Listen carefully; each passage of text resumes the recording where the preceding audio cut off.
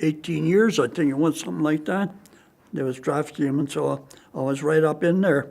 And and there, being that there was a bunch of us kids on the farm there, and Dad didn't need them all, so I went to work and I enlisted in the service. First I enlisted in the Navy, and then they wouldn't take me. Somehow I didn't pass that, the inspection.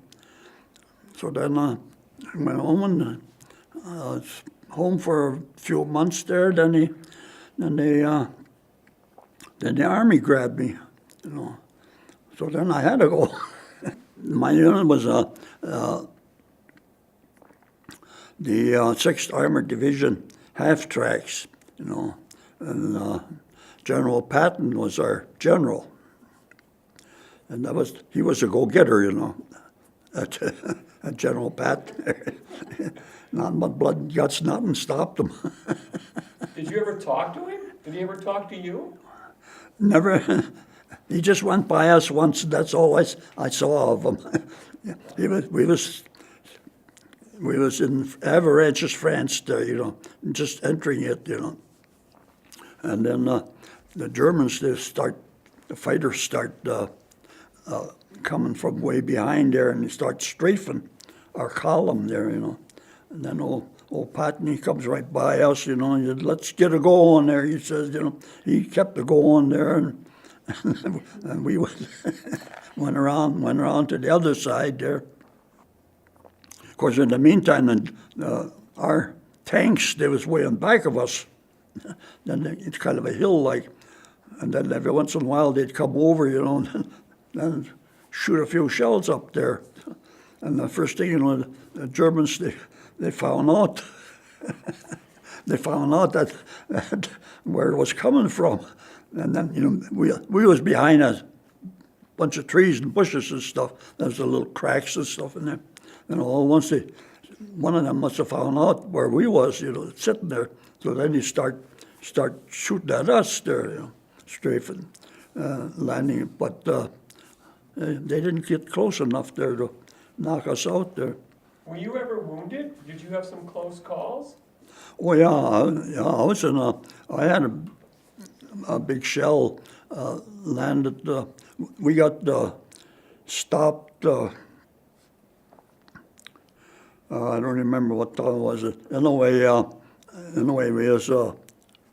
we got backed up by Germans behind a grove of trees and stuff. And they start shooting mortars. Okay. And then they start shooting mortars over, And so, one guy got killed in our crowd there, and then I got wounded there. That's where I got wounded. So then I landed in a hospital for 2 weeks. They had to take a big chunk of metal out of the back of my head there. Then besides, I had pieces inside of my head and my hands and stuff. But lucky I had a raincoat on and an overcoat done, so that the rest of the shrapnel didn't go through the rest of my body.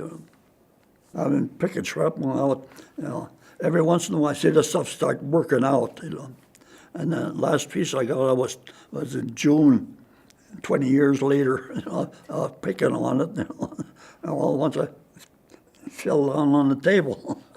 Wow, so you got it all out then? I got it all out, yeah.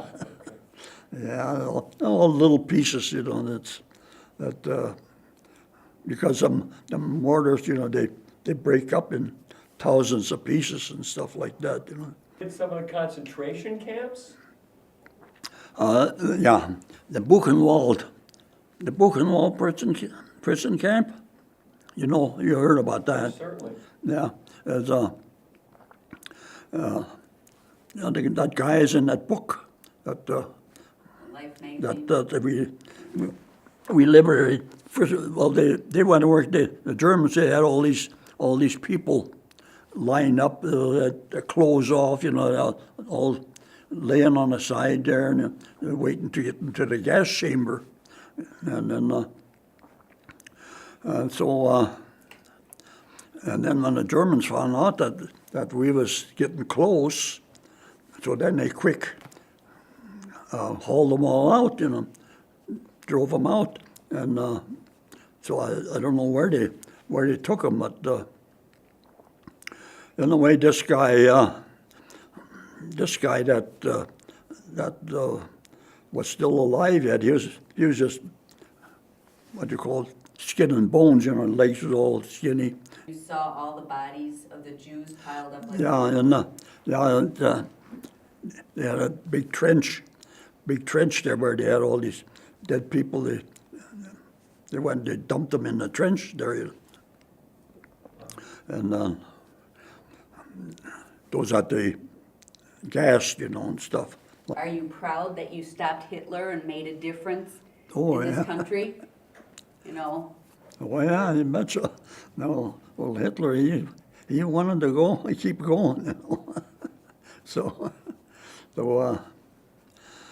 yeah, we finally got rid of him.